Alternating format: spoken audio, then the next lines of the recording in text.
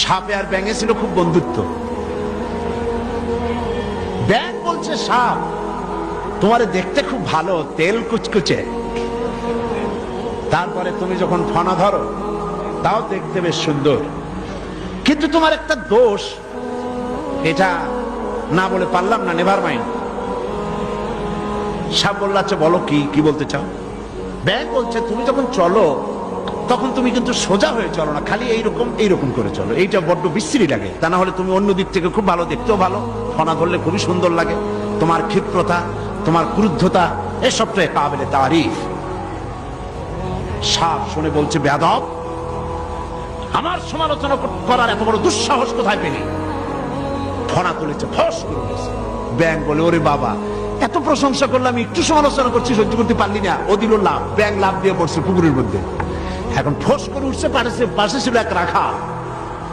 ফস করলো কি, আগায় দেখে যে সাপ, হাতে ছিল হেদায়েতুল্লাহ, বুঝছেন তো কি?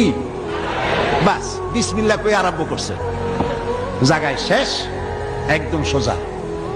ব্যাঙ অনেক সময় পর ডুব দিয়ে ভাসে উঠছে, আস্তে আস্তে করে যায় দেখে বন্ধু তো একদম সোজা। কারণ কি?